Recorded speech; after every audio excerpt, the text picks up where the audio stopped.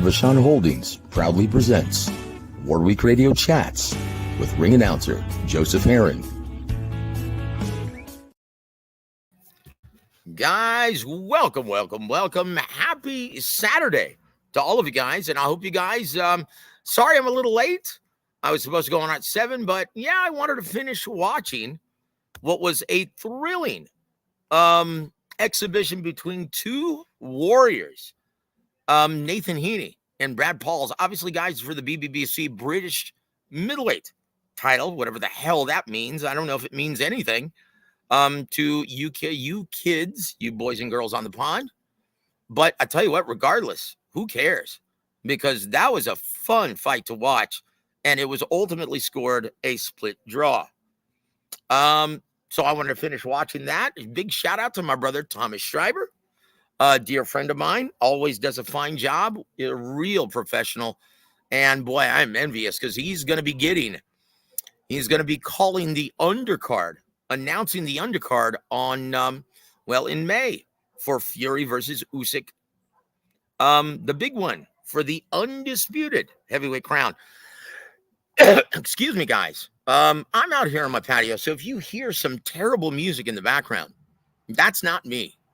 It's someone who has no taste in music, but, is hell-bent on just playing his stereo outdoors. So anyway, guys, I hope you guys are doing well, having a fun Saturday and getting ready for some fights on DAZN. But let's talk about this. Look, guys, one of the reasons, and we're not going to stay on the air very long, I just wanted to touch on something which I wanted to get you guys your opinion on something, but we're going to wait till we get a little bit more people in the chat, right? Because ultimately, and please stay tuned for this, because I want to get your opinion, guys. What do you guys think of once again, several things that we're going to talk about, but here's the topic du jour today. WBC president votes and encourages a change in the format for 6 judges ringside for Fury versus Usyk in May. May 18th, the big date, obviously, guys, and I wanted to get your opinion. Hey, first of all, guys, we give a big shout out to my brother Sid UK. I know he just enjoyed that entire fight card. We're going to talk about Joe Joyce. We're going to talk about Dennis McCann. We're going to talk about Liam Davies getting the big 2-round knockout. We're also going to talk about Zach Parker. Very underwhelming performance by Zach Parker, right? Yeah, and we're going to talk about the juggernaut. Joe Joyce gets the gift KO over Cash Ali in the final seconds of the fight, a 10-round fight, guys. We're going to talk about all that, guys, but I do want to get your thoughts, get your comments. Please let me know what you think.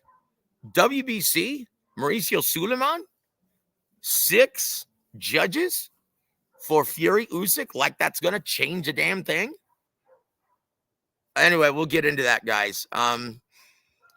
Will it solve a damn thing? Because this is a subjective process in which judges, they tend to make this process, unless they're at the top level, the guys like Steve Weisfeld, David Sutherland, right? The best judges always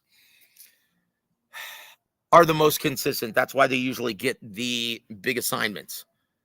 But when you use anyone else outside of that, you run the risk of, we'll talk about it a little bit later, but let's say hello to our dear friends in the chat. Once again, Sid UK, thank you for being here, my friends. Good to see you. I hope you enjoyed that fight card. Also, big shout out to my brother Jesus M. How you doing, my friend? And he says, where's Coach Gogi? Well, in fact, I'm going to be recording a video with him tonight. But we're going to try to get him on to analyze some of these fights. We're going to talk about, I'm going to try to convince him to come on the air tomorrow night to size up Keith Thurman versus Tim Tszyu, which I know it's not happening for another 2 weeks. But, honestly, he's not all that excited or thrilled about the upcoming calendar, right? He's watching the fights, but he's like, you know what? Most of these really aren't worth my time. He's not excited about Tim Tszyu. I will say, surprisingly, guys, he's excited, shockingly enough, about the fight that you guys aren't. And that's Tyson versus Paul. He is excited about the prospect of possibly it being very impactful regarding the future health of boxing in the American market. It could prove to be boxing's greatest blessing or just harshest curse, right? A lot like Mayweather Pacquiao. It could be a blessing or a curse because we're still feeling the ripple effect, the negative ripple effect of Mayweather Pacquiao, in which it really didn't sizzle, really didn't deliver on a mainstream level. Now, keep in mind, that's where you guys come in. You guys, if you watch it with your mainstream friends, really have a fight party. Watch it with your mainstream friends and teach them everything that you know, everything that you've learned from Coach Gogi, everything you learned from Coach Ronnie, everything you've learned from just listening to the great trainers and great fighters on these different platforms, especially War Week Boxing. And once again, you guys have the opportunity to be the best ambassadors for your beloved boxing. So do your part, man. Teach these guys what to look for. Throw some fight parties. Don't just sit online virtually. And although we appreciate you being here, but throw a fight party. Throw a fight party. Be the ambassador. But I tell you what, but anyway, Sid UK says, but thank you, Jesus. We're getting some Gogi, but it's not going to be a consistent effort.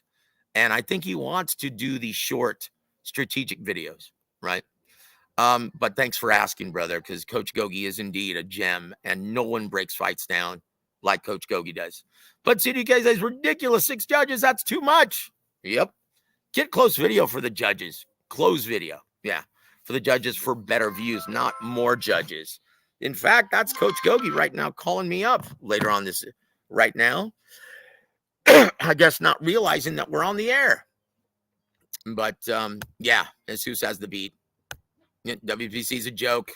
He also says Munguia versus Canelo is a turnoff. Explain why, Jesus. I like your opinion. Explain why, my friend.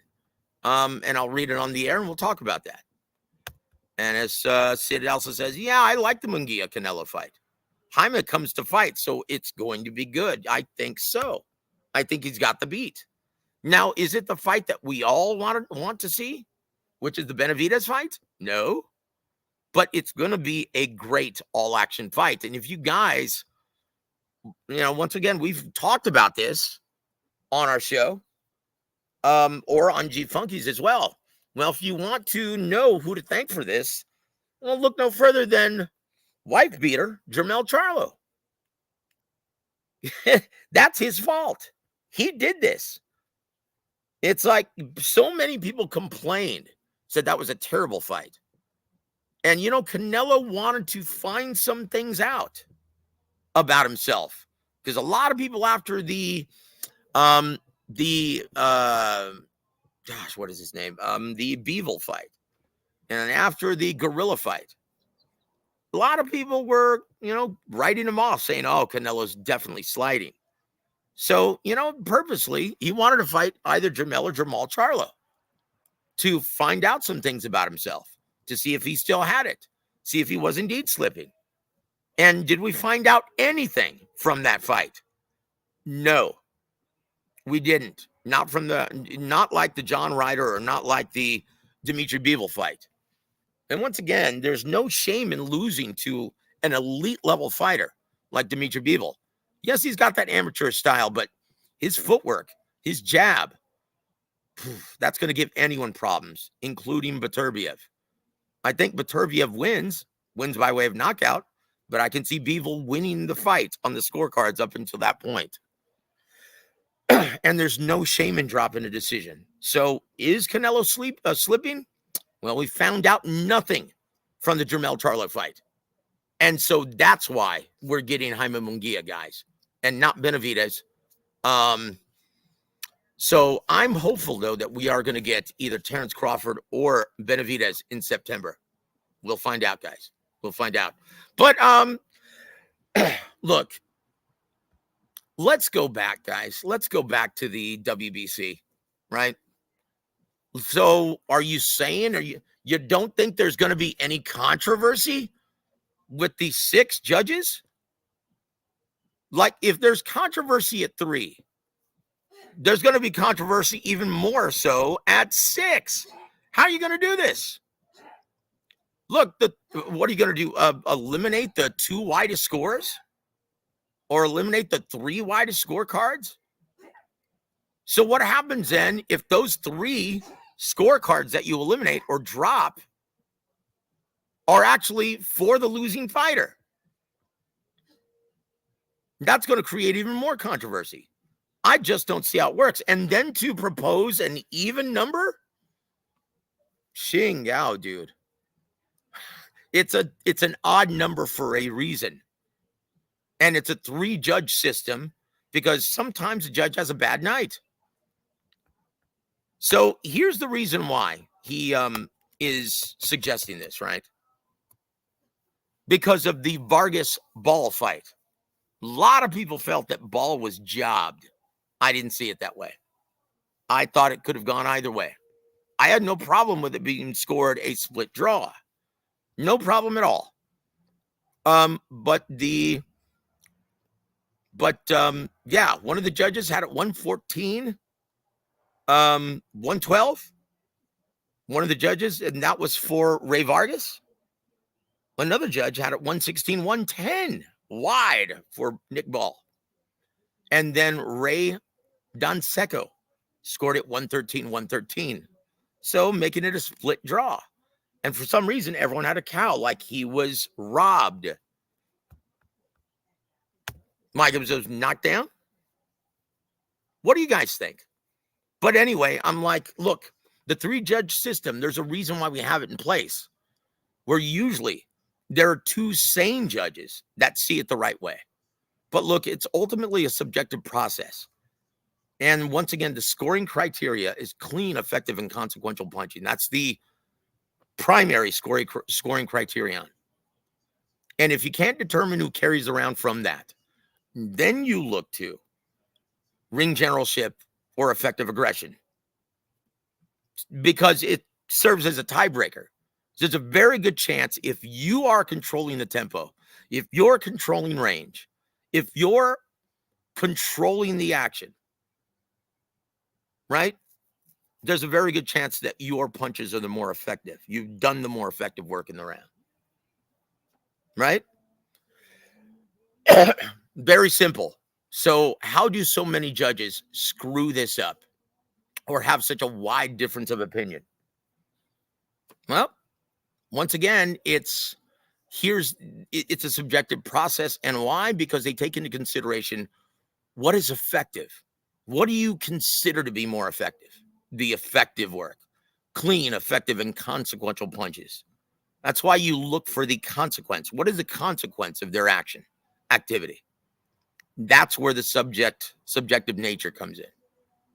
And that's why but look, the scoring system, we've already seen, guys, like last year, it was exposed, the limitations of the current scoring system with Haney versus Lomachenko. And that raised a lot of questions. But look, is it really a problem if you don't have an alternative solution? Is it really a problem? Look, it's the best method that we have at this time. Once again, what do you guys think? Plant 619, welcome to the show, sir. And he goes, Charlo's a cheater and a trans beater. Munguia should definitely be a box office success at the very least. I don't see how this one could disappoint. But once again, this is indeed the theater of the unexpected. And you know what? I think, though, Munguia, one of the reasons why Zanfer Promotions, it's not Golden Boy guys who makes the decisions. It's always been Zanfer Promotions, right? That's his promoter in Mexico, his promoter in North America, or in the American market is Golden Boy Promotions. but who does the matchmaking is Zanfer, right? And so Zanfer, I think they liked what they saw against John Ryder, a guy who seemingly learned from the Derevyanchenko fight, right? A guy who learned from the Derevyanchenko fight and just said, look, I need to do something more. I need to be more responsible because I almost lost that fight and I almost got my ass knocked out. I got hurt several times in that fight, and me stopping or knocking him down in the final round is what won me the fight, saved my ass.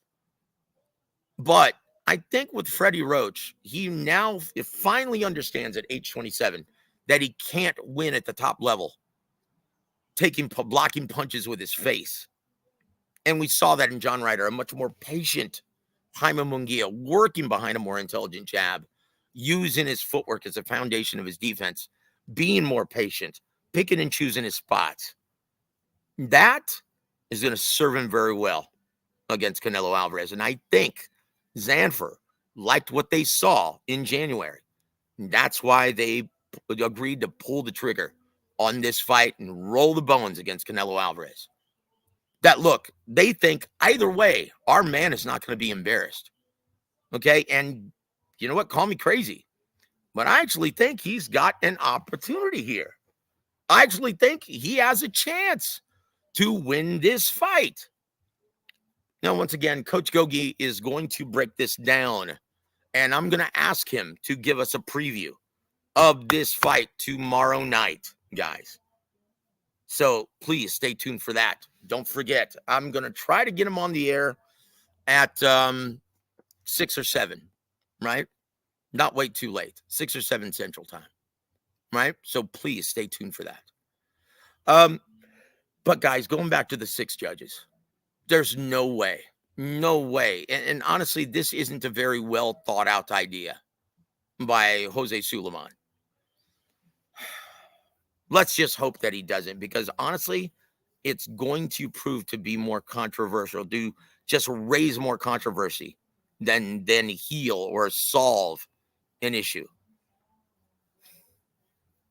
Ah, dang, I can't stand that. But that's look, I really like Mauricio. He's a good man. He's a good guy, just like his dad.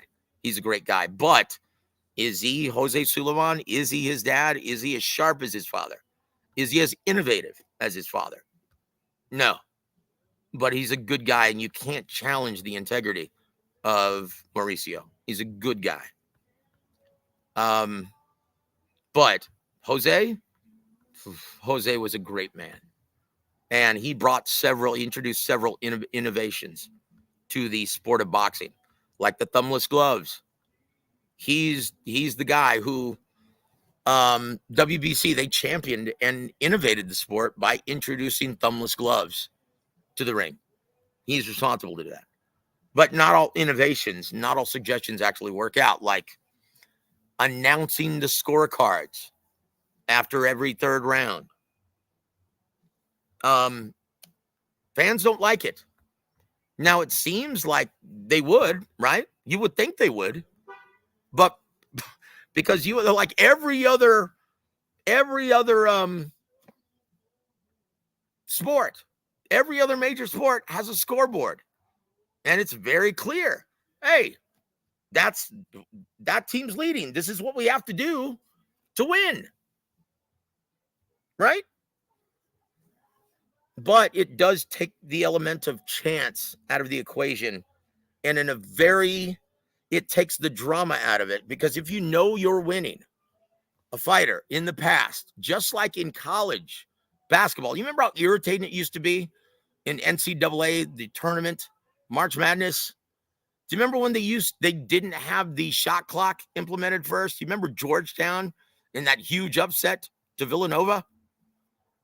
Villanova upset the giant, the Goliath, with Patrick Ewing. Georgetown, you remember that? Where it was so annoying. They held on to a lead by just passing the ball around until they got fouled because there was no shot clock. Well, you know what? That's what it does when you introduce and you announce the scorecards during the fight. The fighter knows he's in the lead, has a healthy lead. He's going to run around the ring, stink out the joint. So you need to, Mauricio, you need to think about these things. Play them out in your mind, because it's going to raise more controversy than solve the issue of a questionable scorecard, right? It's very simple, though. In the big, meaningful fights, get the 3 most accurate and consistent judges for the big-time events.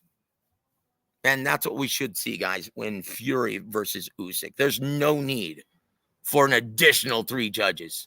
Just roll with the guys who have a track record of being more consistent. And, just the most accurate. And that's it. Pounds, welcome to the show, sir. He says 15 rounds should be brought back. Look, in my opinion, if it's a draw, and you see that it's a draw, because you find out very quickly, guys, with it. Like, I've done ring announcing a lot over the past 15 years in Texas. And you get the scorecards, you give them to the commission, they can tabulate that very quickly. They do it by computer. And you can find out very quickly if it's a draw or if someone has a clean verdict. And if you find out that it's a draw, why not have a sudden death round in the at our 13th round if it's a championship fight? Why not? Why not do that? I don't see anything wrong with that, but why on earth would you have an even number of rounds to begin with? Right? We saw less draws with the 15-round fight. But the problem, though, Pounds, if you look back historically, 15-round fights, right? Same-day weigh-ins. The biggest problem was you would see guys fight at a more measured pace, understanding that there were 15 rounds. And a lot of times, round 5 through 10 or 8 through 12, guys would take those rounds off and it would be kind of boring, uneventful, right? A lot of fights were that way if you go back and look historically. But then again, we're seeing guys do that now. I miss the days when guys would sit in the pocket and bang, right? Just go back and look at Marvin Hagler versus John the Beast Mugabe. Breathtaking action from start to finish. And John the Beast Mugabe, boy, he really made a great account of himself. That was an excellent fight. We never see fights like that any longer, guys, at that level, at the elite level. Let's hope that we see it again with Canelo versus Munguia. I have a feeling that we will. We're going to be pleasantly, anyone who's shitting on this fight, pardon my French, I think they're going to be pleasantly surprised at the and the product. And win-win for boxing. I'm a fan of both fighters. But ultimately, I really don't care who wins or who loses. I just want to see a great fight. And I want the product to sizzle on the biggest stage of boxing. Now, keep in mind, this is going to be the first big-time event for PBC and Amazon Prime. So, yeah, let's hope that it sizzles, because I can guarantee you this, from what I've been told, if this fight doesn't deliver and if they don't make money, PBC is packing it in. That's why you're not hearing any announcements for anything else, and you won't until after this Canelo Munguia event takes place, because they're investing everything in this one. So if you care about boxing in the American market, please purchase it, guys. Do not steal it. Do not fire stick it. Purchase it, because this one is going to be very significant to the future health of the sport of boxing in the American market. All right, Jesus says, Joe Munguia snuck out the back door at 160 to escape Janabek and Adames. Oh, come on, dude. Stop it. Honestly, snuck out the back door. He doesn't give a shit, because there's no money there. That's why they're not getting any meaningful fights at 160. And honestly, You know why? I was told. You know why I was? Do you know why Keith Thurman got this assignment against Tim Tszyu, even though he's only fought one fight at junior middleweight in his entire career? Do you know why he got this assignment? Because one, Tim Tszyu wanted to fight in Vegas. Who from PBC can you put as a headliner in Vegas opposite Tim Tszyu that's going to sell? I'll wait, guys. Who? Errol Spence? I guarantee you he doesn't want to have any kind of that action right after getting his clock cleaned against Terrence Crawford. Terrence Crawford wants too much damn money. And they just aren't willing to invest that kind of money at this time. So, guys, who else are you going to pit from PBC that isn't going to want to break the bank that you can headline in Vegas opposite Tim Tszyu? That's why, guys. That's why, and that's precisely why Munguia isn't interested in Janabek or Adames. Because he's not going to make any money. And he's going to be in a real fight. So if you're going to be, so it's like, look, you can't say it's avoiding him or just not interested. Look, he's getting paid $6 million, career high payday, to take on Canelo Alvarez, a pound for pound guy, like, and the undisputed king of 168. So you mean to tell me he's avoiding Janabek and Adames, but stepping in the ring with Canelo? Come on, guys. Look, these guys are fearless, but there's only two reasons why you're in this business. One, to make money. And two, to make more money. That's it. It's all about money, guys.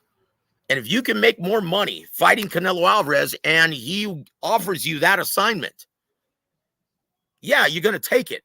Because that's going to be probably 5 or 6 times more than what you would make fighting Janabek or Adames, who has absolutely zero fans in the United States market. Keep in mind, guys, this fight is going to be massive. Cinco de Mayo weekend, and Jesus, you know this. Jaime Munguia is becoming a big star in Mexico.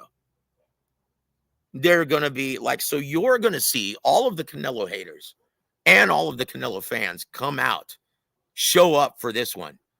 And don't be shocked, guys, if this one breaches the 1 million purchase mark, because it's on Amazon Prime, who reaches over 160 million households in America.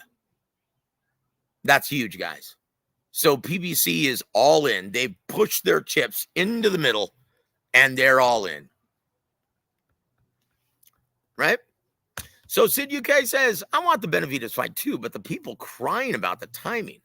Forget David lost his belt for a reason and has been weight draining himself for years now. Basically been fighting smaller guys. Yeah, I can't argue with any of that. Look, if he really wanted that fight with Canelo, he should have hired Memo Heredia instead of losing it on the scale. Or instead of doing Yayo. Come on now. So anyway, look, I don't really care about that stuff anymore, but here's the reality. Dude, if you want to fight with Canelo Alvarez, just like if you want to get something done in U.S. Congress, you lobby for it. You lobby for it. You don't trash him in the media. You trash Canelo or you talk shit. Guess what? He's going to remind you very quickly, hey, you know what? As long as people are willing to pay to see me fight whomever, and as long as I consistently put up the best numbers, consistently of any fighter in America, I'm going to fight who I want, when I want, on my terms. And there's not a damn thing you can do about it. What happened to the... Listen, look, then once again, here's evidence of this. Here's evidence of this, guys. What happened to the great relationship that Eddie Hearn was boasting, enjoying with Canelo Alvarez and Eddie Reynoso? What happened? Well, he insulted Eddie Reynoso, and he was like, you know what? Fuck you, man. We're going to go back to, pardon my French, F you, man. Get the F out of here. We're going to go back to PBC. And you know what? We'll get what we want ultimately because they need us more than we need them. I don't need you, Eddie Hearn. I don't need DAZN. I can take my act anywhere. In fact, if I had the infrastructure in place to promote my own events and distribute them, man, maybe I'll do what Jake Paul does on my next fight. Maybe I'll take my act to Netflix. Guys, enter Jake Paul and Mike Tyson, the importance and the significance of this event. If this is a huge success commercially and critically, that it causes fans to buzz about our beloved boxing, you are going to see more and more fight cards take place live on Netflix. This is a potential game changer. But once again, it could be a blessing or a curse, depending on how this fight plays out. We're going to speak more with Coach Gogi tomorrow night on this. I can guarantee it. Guarantee it. Right?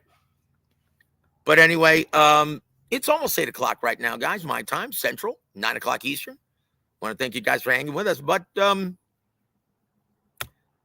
Planet 619 says, not a fan of either fighter, but the fight itself is going to be a banger. Yes, sir. Probably going to buy that fight card. Excellent. That's my brother right there, man. Good for you, brother. We encourage everyone to purchase these significant, crucial events that may prove to have a huge impact on the sports health in the American market. This one's a big one. If you're going to purchase any one card of the year, purchase this one, guys. But hey, here's the most important part. Guess what? No one has to purchase anything out of pocket if they already have a Netflix account to see Tyson versus Paul. That is huge. Guys, and if we can put Canelo on that stage without a pay-per-view paywall, guess what? Win-win. That is a huge victory for our beloved boxing. But is Canelo willing to do that at this stage of his career? I don't know. We'll have to see. Hey, David Chappelle was able to come back out of retirement because Netflix threw enough money at him. Let's see if we can get Canelo on Netflix later this year. Wouldn't you guys love to see in September, Mexican Independence, Canelo versus Benavidez on Netflix for the regular subscriber price? Wouldn't you love to see that? I'll tell you what, guys. Hold on. Not Massive Munguia versus Canelo under 300,000. That is no way. Look, guys, if Charlo versus Canelo gets 650,000, yeah, Munguia versus Canelo is going to breach the million mark, right? And he says, Amazon not even promoting the card. Dude, we're in March. They're not going to start the heavy promotion until April. Look, have you seen the promotion? The new gloves off from Amazon Prime? It's brilliant, guys. Go check it out if you haven't already. It's on PBC's YouTube page, right? Or it's on Amazon Prime TV. So the Tio already following Canelo blueprint by fighting in Honduras, picking his opponents. Oh, boy. Come on now, man. Our brother Sly, how you doing, my friend? Happy Saturday to you, brother. So let's shift gears right now. What's up, Joe? You think Maxie has a chance? Maxie Hughes has a chance against William Zepeda? Look, if Maxie Hughes, who's already proven he's not a big puncher, that's why Golden Boy loved this fight. But he's a very, very slick boxer, very skilled guy. But if he can't get the respect of William Zepeda, a guy who's an effective aggressor, predominantly a hard punching southpaw, if he can't get his respect, no, Maxie Hughes is getting knocked the F out in the mid to late rounds. It may even go before that. But my pick, pick William Zepeda by big knockout in the mid to late rounds. But I love this card. I love what Golden Boy's doing. Guys, if you aren't keeping score, this is already Golden Boy's 8th fight card of the year. And we're only mid-March. It's March 16th. Guys, they are killing it right now. And I absolutely love it. I absolutely love it, guys. So anyway, thank you for being here, my friend. And Jesus yeah, Netflix is a one-off. Yeah, it's a one-off. That's right. And that's the way to do it. You don't want to sign guys to a multi-fight contract. That ties the network's hands of putting on the best matchups. Now, Netflix, if this is a huge hit and it results in even more subscribers signing up, or if they get a huge crowd of, say, worldwide. Now, think about this, guys. Netflix has a global audience of over 230 million households globally. Say if Tyson Paul gets a live audience tuning in of 50 to 60 million people, they're going to do it again, Jesus. They're going to do it again, and they would be stupid not to. They would see, hey, given the right matchup, given the right matchup, this could be a huge success. But once again, you don't want to sign fighters to long-term deals. You want to sign matchups. Because once again, HBO proved this. If you sign fighters to long-term contracts, you want to keep them in their winning ways. And especially if you give a guy like Canelo the authority to, or the if you give him the luxury of picking and choosing his own opposition, yeah, he's never gonna. I mean, dude, you've got to have the clout, and Netflix does. They've got the money, they've got the clout, they've got the platform to hold guys like Canelo, hold their feet to the fire, force him to fight the best matchups. If they want to get paid that big money, do it. That's what Saudi's doing. They've got the dollars to force these fighters their feet to the fire. But you know what? We need a platform like Netflix to get involved because they've got that huge outreach. Okay, the Saudis, it doesn't matter if no one's watching. If it's not on the right platform, it doesn't matter how much money they throw at these fighters. No one's going to see it. And once again, it's that philosophical question. If a tree falls in the woods and no one's there to hear it, did it really even happen? Once again, perception and reality. What's more important in this day and age? That's a dilemma, guys. And Zepeda going to beat Maxey up. Yep, indeed. What I'm looking forward to seeing, guys, should be coming up very soon, is my brother Ronnie Shields and Floyd Schofield in an unknown fighter from the Dominican Republic, Esteri Suero, in which our brother Rick Glazier did the matchmaking. And to Rick Glazier's understanding, he goes, I don't know anything about this guy, really. I like his record. He's got a lot of knockouts, but I look at his resume, he's never fought anybody. So I think you're going to see Floyd Schofield. Well, once again, I really don't know what to think. I've never seen Suero fight. 13-1 with 10 knockouts. Never seen him fight. So I really don't know what to expect. And to be honest, neither does Rick Glazier. So who knows? Could be a barn burner. Who could be what time is the main event tonight? Let me check, dude. Hold on. Let's look at. Hold on. Let's see. It starts, and it's Zepeda. But here, look, our final topic tonight, guys, while I'm actually looking up what time the fight starts, right? It's going to start, guys, at, oh boy. Let's see. It's going to start at 10, the main event, probably.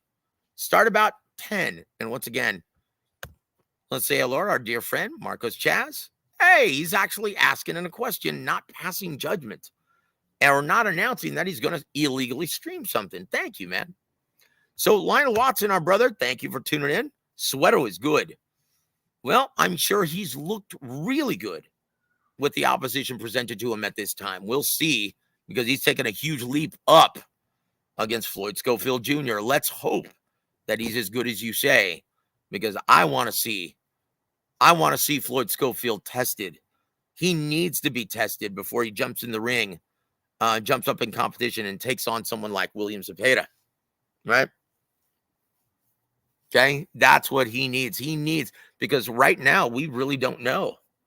He's never been tested at 35, and he is about to enter the 10 and 12 round stage for good, right? Like he's on the cusp of becoming a headliner for Golden Boy, building a fan base in Texas. And so, unlike Ryan Garcia, the last thing you want him to get tested at the 4, 6, and 8 round stages. Because when you reach that 12 round mark, like Edgar Berlanga, like Ryan Garcia, and you've grown accustomed already to making a certain amount of money, there goes your learning curve. You have no choice but to stick him in tough. He says, Blue Eyes, the Magic Man. Welcome to the show, sir. Good to see Dougie Fisher at an event that isn't Golden Boy. You know what? It's good to, yeah, absolutely. Doug Fisher is an excellent ambassador for the sport. Really doesn't talk a lot of shit. Really doesn't badmouth anyone. And he really doesn't like to stir up controversy. He cares about the health of the sport, unlike most jackasses in the YouTube boxing community who don't know shit from Shinola, have never been in this business, and just spread gossip and lies and rubbish. I can't stand those channels. They do more harm than good to the health of the sport, guys. And I can't stand that garbage. So anyway, Dougie is one of the good ones, right? Sid UK says, that Nick Ball fight was hilarious. Little man chasing that guy around. He should have won the fight just for the optics of him chasing the guy around. Yeah, guys. Look, honestly, for that kind of display, yeah, I'm glad neither fighter won, but I'm glad neither fighter lost either. That wasn't the most aesthetically pleasing fight on the card, right? So, guys, let's talk before we move switch gears, guys, and talk about William Zepeda, Shakur Stevenson, because that's a main event coming up in just a bit. What we're going to talk about, because obviously William Zepeda has been clear, as well as Oscar De La Hoya as a promoter, in calling out Shakur Stevenson. Should he be doing that? We'll talk about that next. So please stay tuned for that, guys. Blue Eyes, one final question before we talk about Joe Joyce's performance, guys, and his future in the heavyweight division. Does he have a future in the heavyweight division? Please, before I start ranting on it, please list your comments. What do you guys think? Blue Eyes says, why isn't Steve Kim as popular as he should be? 10 years ago he was, and well, I'll tell you why. Because he's kind of an asshole. That's why he got canned from ESPN. He's kind of an asshole. Very opinionated. He's one of those guys who likes to stir up controversy like Teddy Atlas, and it's baseless. It's basically, if anything, he's got such an ego where if something differs from his opinion, he ultimately looks for corruption. And that's not good. As someone as intelligent as Steve should know better, and as experienced, just like Teddy Atlas, someone as intelligent and as experienced as Teddy and Steve, they should know better, because that's just nonsense. You know, it's corruption. And why? Because he disagreed with your scorecard? You egomaniac? You dickhead? Anyway, there's your answer, Blue Eyes. That's why. Steve Kim is not as diplomatic and as impartial as Doug Fisher. That's why Doug is still Doug and Steve Kim is, well, no one really wants to hire him. Anyway, that's it, guys. That's it. So, thank you for the question, though, Blue Eyes, and thank you for hanging with us, my friend. Sly says, simply outmatch us. Instead, we instead choose ridicule, calling someone names like overrated. This culture needs changing since double standard exists between what these same followers expect from themselves. Absolutely, my friend. Once again, all of these idiots on YouTube, they're not interested in the health of the sport. They're interested in super chats and trying to make $1. And it's nonsense, guys. It is absolute nonsense. With that said, hey guys, if you want to support our cause, well, use $WAW on Cash App. Because I'll tell you this, the reason why I don't say, hey, send us a super chat. Now, if you guys want to, thank you guys. It goes a long way. But reason why we prefer Cash App, because YouTube takes out 30% immediately from our super chats, and they have nothing to do with it. I can understand them giving us minimal dollars for our AdSense, Google AdSense, right? Taking money out of that. But what the hell do they have to do with the super chat? Nothing. So if you'd like to contribute to our channel to help programming, always choose Cash App, $WAW. So Sid UK says this, Joe Joyce, Dillian White, and sadly even Deontay Wilder are all bad retreads. I love the reference. Thank you for using retreading Gogi's verbiage. I appreciate it. Unfortunately, the prospects at heavyweight are a joke too. Only Usyk, Fury, and Joshua are good heavyweights right now. I disagree. But I don't agree with Joe Joyce, Dillian White, and Wilder. You are spot on with those cats. And sadly, I really like Joe Joyce, and I really like the UK fan base. And there's a reason, though, guys, he wasn't slated in the headlining spot, right? Joe Joyce is not the most fleet-footed. He's not the fastest in hand speed. He's not the most powerful. He beats people up, and if he stops you, it's going to be an accumulated effort. With that steady drop, he fights behind the ideology, a steady drop fills the bucket. And we saw that this afternoon. Guys, he was lucky to get the stoppage from Cash Ali, a guy who couldn't hurt him. And he's still getting touched up. There's a reason why they didn't put him in with a big puncher. Guys, look historically, guys.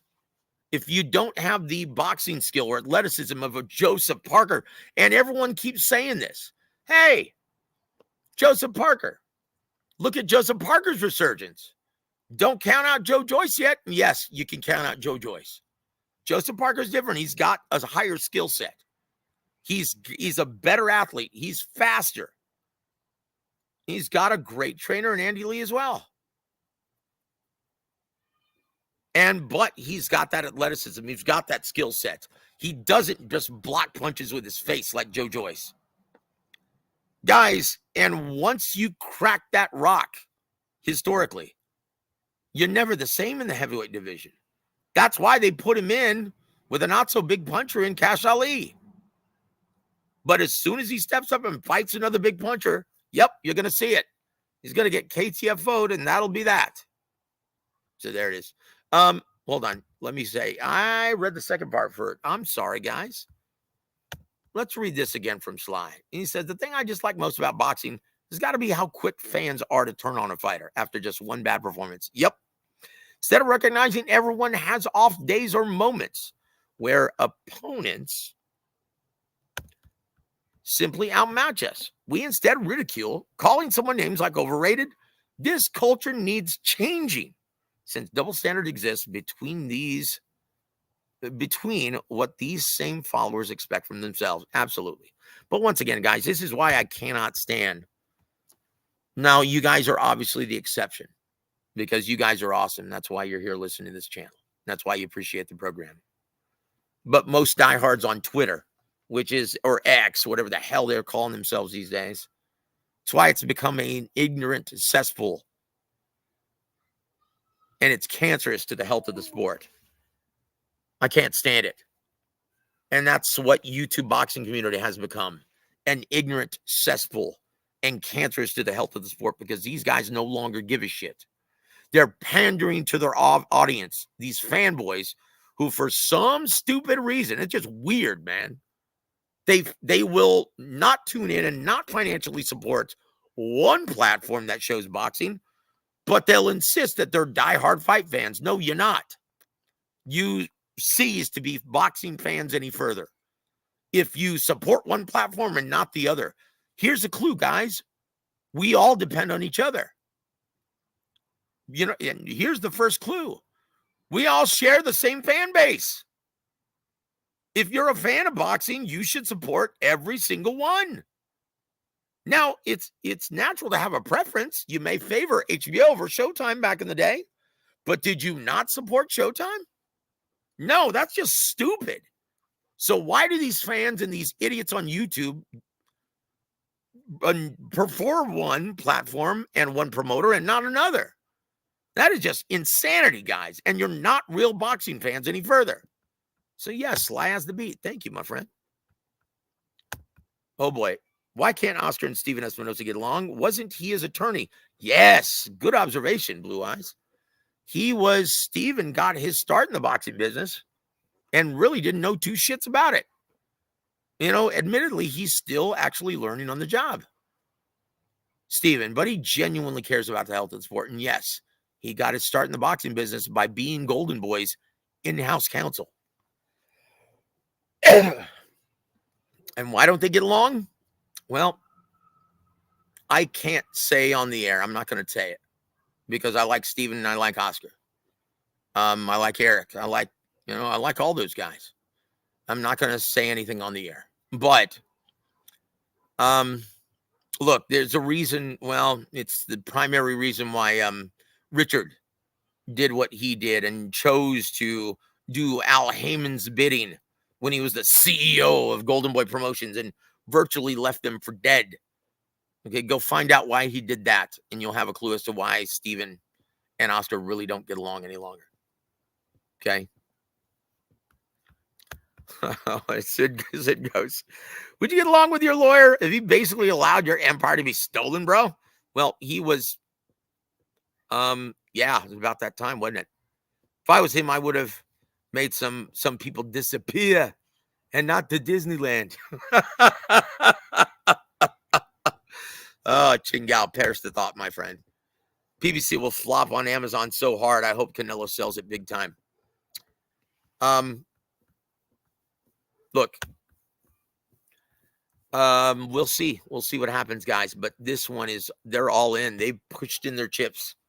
They're going all in on this Canelo event. So if this fight flops, PBC will pack it in and go OOB, out of business. They'll be oob, brother. And Sly has the beat here. Right on Joe Joyce. Joe, despite Joyce's bravery, over-reliance on his chin, her over-reliance on her chin as a defensive strategy can make it hard to earn and keep respect in the heavyweight division against these big behemoths, like a puncher like Zhilei Zhang, guys who can really punch.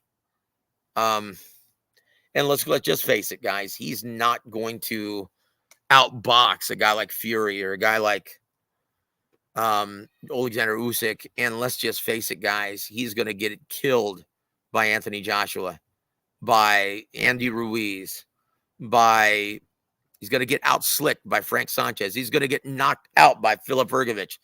Guys, I just don't see how we can have a future.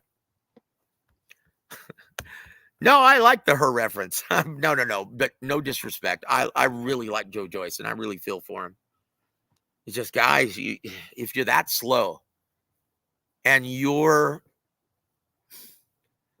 gosh, man, if you're that slow and you're that lumbering and your best defense is your chin, that's a very dubious strategy in this version of the heavyweight division. And chances are you're going to get knocked out. And honestly, when you get knocked out like you did in the second fight with Zhang, it's all over. That chin is never the same. And that's why he wasn't against a big puncher today. Yep. And he says Bob Arum was a Harvard law-educated lawyer who promoted Ali once, yep, and never looked back. Yep, that's how he got interested and introduced to the business as well. But keep in mind, that was in a much healthier time. Boxing was still a very big mainstream commodity back then. We're far removed from that, brother. Jairo Galvez, welcome to the show, sir. And goes, I like how Oscar is doing more shows in Vegas and not abandoning LA. Yep. He's not opposed to taking the act in any market. Although I was a bit surprised that he decided to go to the Barclay Center in Brooklyn, New York. Because have you seen how lethargic ticket sales are right now? Look, I will say this: they might be interested in watching with all the attention that Ryan Garcia is getting. It's not equating to ticket sales in New York. They've got almost the entire upper deck sold out, but with the expensive seats on the floor and the mezzanine area, dude, they've only sold in the past, like, I don't know, man, but tickets aren't moving quickly, guys. And the great majority of the floor and the mezzanine ringside is still available. They better get on the stick, because it seems all of that strange attention that Ryan's getting from mainstream platforms, mainstream news sites, about the conspiracy theory and his battle between good versus evil, his personal comparisons to Noah of Noah's Ark, of the book of Genesis. Yeah, it's not equating to ticket sales. Now, maybe it might prove to equate to pay-per-view sales, but you know what? He ain't making no $50 million in this one if they can't move tickets. And here's the worst part about it is, guys, and here's a lesson in boxing business. Don't expect a stacked undercard with when you see how slow ticket sales are moving, because you know what pays for the entire undercard? Yeah, the live gate. And if there's no money projected at the live gate, you can't put a healthy undercard. So, guys, understand how that works and who pays for that. And that's what we do here on War Week Boxing. We actually give you guys this insight so you understand the business better and don't complain. And you guys are awesome. Hold on. No, I really thought Oscar was downsizing. Well, you know what? He was thinking about it. But I'll tell you what, he proved to put together the best matchups, or the better matchups, and have the best understanding of the American market. And that's why you're seeing Eddie Hearn's dates in the American market completely decrease, reduced to a minimum. And that's why you're seeing Golden Boy get the more dates. And you're now seeing, and congratulations to Dimitri Salita, he is now getting more dates, and he's adding more talent. He just signed gentleman from Dominican Republic, the guy who tries to look like Muhammad Ali, Michelle Rivera. Congratulations. Let's hope he can actually turn him into a ticket seller, because he isn't one right now. But yeah, I'm going to be doing an article and doing some writing for Dimitri Salita. He's a great guy. He's one of the good guys of the business, and he genuinely cares about the product, cares about the health of the sport, cares about the fans, and cares about his fighters, most importantly. He's a good guy. So stay tuned for that, guys. But Oscar, yeah, he is the beneficiary now of Eddie Hearn getting his dates yanked. And yeah, he's getting more dates as a result. And so he's adding talent in the process. And I know this for a fact, because a couple of our fighters from San Antonio are going to start working with Golden Boy because of this. I know this for a fact. So thank you, Blue Eyes, for mentioning this. Marcos, I think Ryan will pull out of the Haney fight instead fight versus a UFC champion. Look, if tickets don't increase, he very well may. But with all the publicity he's getting, I think they're going to have, I think the closer we get to the event, ticket sales are going to pick up. And I think that pay-per-view sales are going to be very healthy because of all the attention he's getting. Look, in this business, in any entertainment field, every publicity, every kind of publicity is good publicity. I don't care if you think it's negative or perceive it to be negative. Oh, Heido also says this, but well, hold on. I don't know. Look, if he pulls out of this, or if they scrap this event because of lagging ticket sales, I don't know what you're going to do with Ryan Garcia then. It's perplexing. Sly has a beat here. Foreman was slow, but had amazing timing. Look. Those are two different animals. Yeah, he was slow when he was old. And he did have amazing timing. He was a professional. He had a deep amateur background. Back when you could actually find sparring in America in the heavyweight division, sheesh. It was still a mainstream sport back then. But one thing that he has, that he had, that Joe Joyce doesn't, is one punch knockout power. He hit you with tree trunks. Joe Joyce, slow. He's not explosive. Can't combine speed with power. And he just has that steady drop filling the bucket. Right? Where were we? We sleep on Tom Loeffler. He's got some talent, Tom Loeffler, and 360 Promotions, which is formerly K2 West, right? He is a very smart promoter. But look, guys, here's what proves your worth in this business. And this is why I made it a point to mention TV dates. Basically, if you don't have TV dates and you have the sporadic date on UFC Fight Pass, which most people don't watch, if you don't have TV dates, you're a glorified manager in this business, right? Cameron Duncan, God rest your soul, who just passed away. He was Boots Ennis' promoter. How many TV dates did he have? Not many. So that proves your worth in this business. And then for all young fighters who want to move up, and if you're getting courted by a promoter, always look at these three things. One, how many dates do they have? How many TV dates do they have? Two, who are their matchmakers? And do they have a history of building attractions? Not just building champions, building you into a major attraction, right? And three, do they have a lot of fighters in your competing weight division? Because if they don't, best of luck getting fights and staying active. So those are the three things that I always tell young fighters what to look for when choosing a promotional outlet. Okay. Hope that helps, Heido. Sid UK. He says, Joe, how do you see Thurman Zoo going? I have Thurman getting KTFO'd in the last 4 rounds. I don't know. Honestly, I couldn't see him getting knocked out by a body shot, but I can also see him winning a decision if Tim Tszyu can't close the distance. And look, one thing people forgot about Keith Thurman, he doesn't have pillow fist. He's not, when he hits you, even with 16-ounce gloves in the gym, it doesn't feel downy soft. He's a chameleon in the ring. He can push the tempo. He can be the aggressor. He can fight you in the pocket. But he can also use the entire ring. He's that good of a boxer and that good of an athlete. If he fights Tszyu, can get his respect and buzz him, hit him with something that gets his attention, it may be a long night for Tim Tszyu. But right now, Tim Tszyu is entering this fight brimming with confidence, and I don't like the inactivity of Keith Thurman.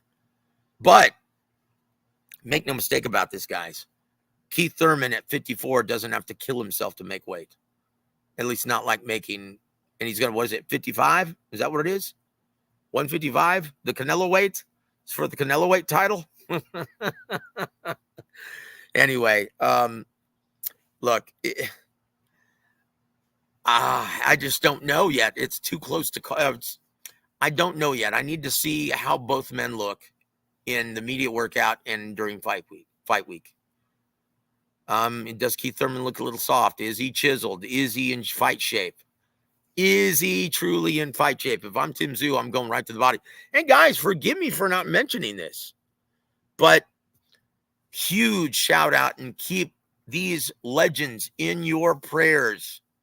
Jeff Fennick had a heart attack and he had to undergo heart surgery and he's in recovery right now. Prayers to him, and also prayers to the great Roberto Duran for the same issue. He's right now receiving medical attention for a heart condition. Guys, Godspeed.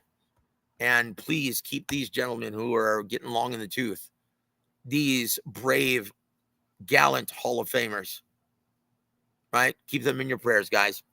Roberto Duran and Jeff Finnick. Okay? God bless you, gentlemen. And please hope for their recovery. Sid says, Joyce can put you to sleep without touching you. Just watch his fight from the start. I dare you. Yep. Look, guys, unless he gets that sensational knockout, yeah, he's lumbering, not quick, not explosive, doesn't pack a wallop. He basically stops you with an accumulated effort. It's gonna be interesting, and we'll see if he still has that chin. My guess is that he won't. That's why they didn't stick him in with a puncher right away. They put him in with a guy who's a decent fighter, but has no power. We can agree PBC needs a second network. They need a contender series. What they need are TV dates. They need TV dates, guys. That's as plain as day. Let's hope that they can find, well, and that's a problem, because with Al Heyman's track record, burning through networks and burning through network money, no one's willing to give him that annual allotment, that budget to make fights. That's why this is just a distribution deal, and he has to come up with this money. That's why it's all in for the Canelo fight. If this doesn't make money, they're done. Stick a fork in them, guys. If this proves to lose money, or even just break even, we're pretty much done, guys. They need this event to be a big hit, or else they're done. That's it, guys. Because with their track record, losing money for every network that they've been on, yeah, they're trying to ask for a $1 million loan with a 300 credit score and no assets, right? No assets. And they were able to get these opportunities from Amazon, the 2 dates that have been announced so far, because of Canelo. That's the only reason. And we don't even know if Tank Davis is going to get announced, because there is no Tank Davis fight if Canelo flops on pay-per-view. So, guys, that's how important it is to financially support your beloved boxing. Is it true Morel's moving up to 175? That very well could be the case, because he is, as it is, even if he fights twice this year, this is going to be it. These are the last 2 fights. He's going to be at 68. So it's inevitable that he moves up to 175, but I don't know if it's happening next. So that's it. Choice is worse than watching an old man with arthritis in his shoulders. Don't make fun of Mike Tyson that way, brother. And yes, well, no. I mean, look, I like Joe Joyce. I don't want to cast aspersions. I like the man. He seems like a genuinely good guy who loves the fans, loves the sport. But guys, man, he may be damaged goods. He may be a dented can at the grocery store. Unfortunately, I think that's the case, guys. Damaged goods. Yep. Look, guys, final thing, and before we go and before we enjoy all the fights, right? Chihuahua. Guys, look, William Zepeda, even if he looks great against Maxie Hughes, which he should, Maxie can't punch, and definitely doesn't have the skill set of a Shakur Stevenson. Should he be calling out Shakur Stevenson? What do you guys think? This is going to be our final 10 minutes on this show, okay? Guys, what do you think? In my opinion, this is a very bad idea. And no, Jake Paul versus Tyson is not going to be on pay-per-view. It's going to be on regular subscriber Netflix. So expect a massive mainstream audience. So we need to pray that it sizzles in the ring and has a great product either way. Because if it doesn't, people are going to be talking about how terrible boxing is for eons. Like I said, it will prove to be, depending on how it plays out, will prove to be boxing's biggest blessing or biggest curse. And it may be the coup de grace that puts us out of business in the American market. So, guy, let's pray that it sizzles. But going back to this, honestly, in my opinion, guys, William Zepeda is one big punch away from becoming boxing's next big bust. Yes, I said it. Strong southpaw, still learning on the job. Whoa, and he's a machine. This guy, if he gets hurt, he's going to recover quickly because he is in great shape. You know why Subriel Matias is in great shape, guys?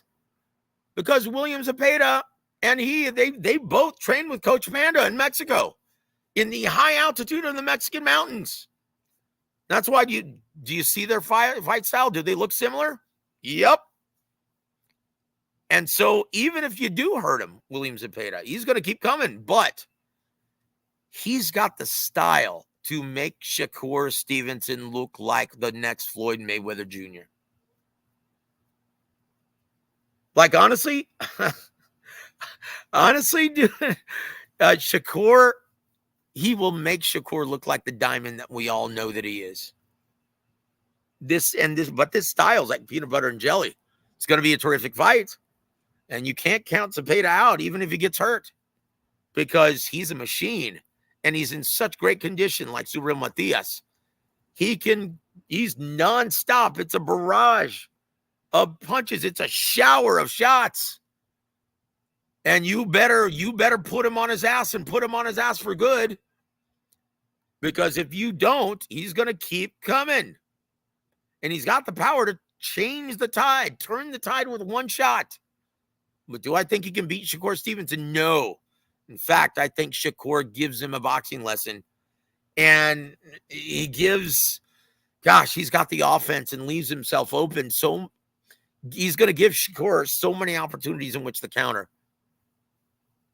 And Shakur's going to carve him up like a Thanksgiving turkey.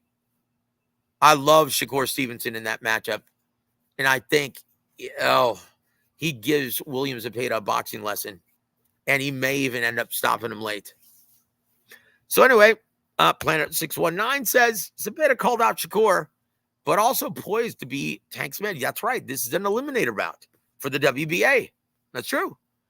We know, I think it's the IBF as well, right? So anyway, we know he ain't fighting Shakur if a Tank fight is on the table. Just ask Frank Martin. Either way, I'll tell you what, I'd rather roll the bones against Shakur instead of Tank. Tank, that is Zepeda getting KTFO'd within 5 or 6. Oh, boy. That is Tank knocking out Zepeda brutally. Guys, I don't know why everyone hates Tank so much. It doesn't make any sense. This guy is the speed that kills. His timing is impeccable. And he's got that one-punch knockout power. It's like ching out, guys. Like, how can you, if you know what you're looking at in the ring, you know Tank Davis is the real deal. And against a style like Zepeda, who's going to keep coming forward and give you all these opportunities in which to counter, it's going to end almost identically like the Leo Santa Cruz fight. That's guaranteed, guys. So if I'm Zepeda, I'm going after Shakur. I'd rather try my hand at Shakur Stevenson's WBC title. I don't care if Tank Davis is more money. I'm going to go after Shakur, the natural 30, 35 pounder. Tank, I got punches like a tank. That guy has sick power. Why would you want, anyway, guys, look, that's why he's calling out Shakur and not Tank Davis. Guaranteed. Okay? That's why. That's the real reason. Okay? That's it. Frank Martin, guys, and look, anyone, also the reason why Tank chose Frank Martin, Tank wants so much money after scoring the biggest pay-per-view since Golovkin Canelo 2, right? Last year. He wants a ton of money. He wants at least $20 million. So that's why they had to roll with a more cost-effective opponent like Frank Martin, who will prove to be, I guarantee this, Frank Martin will prove to be Tank Davis's toughest test to date and a very competitive fight. And yeah, he only wanted $1 million. I think he's getting, what, $1.2 million? 1.2 million, I think. So yeah, that's why they chose Frank Martin. And in my opinion, Zepeda, yeah, I don't think you beat either Shakur nor Tank Davis. And I think you get stopped for sure against Tank Davis. You may make it to the finish line, but you're not going to win a decision against Shakur. That's it. That's my opinion. I think both men have the skill set to exploit the massive holes in Zepeda's defense. But you better hurt him. You better get that respect, because Zepeda's going to keep coming like the Terminator. You better stop him. We'll see tonight, guys. It's going to be an excellent event. I want to see Floyd Schofield, and I want to see the main event as well. I'm interested in seeing also Eric Priest from California. I'm also interested in seeing Tristan Kalkruth, who I'm sure has already fought. So, guys, let's put an end to this show. And, guys, once again, if you want to contribute to War A Week Boxing, yeah, just use $ War A Week on Cash App. Anything is genuinely appreciated, guys. Anything is genuinely appreciated. I appreciate that, guys. Thank you. But we're going to get Coach Gogi on tomorrow night. Guaranteed. I'll make sure of it, guys. Look forward to that. But we'll see how good William Zepeda looks. We'll see how good Floyd Schofield looks tonight if he's ready for the next step. Okay? So, guys, thank you for tuning in. Thank you for being my brothers. I appreciate you guys being hanging with me on this evening. Guys, don't forget to subscribe if you haven't already. And don't forget to tell your friends. Share the link. And don't forget to tune in to Coach Gogi on Sunday, Rick Glazier this Monday, and Ronnie Shields on Tuesday. God bless all of you guys. And once again, thank you for always supporting financially and promoting the sport of boxing. God bless all of you guys. Have a wonderful Saturday night, everybody.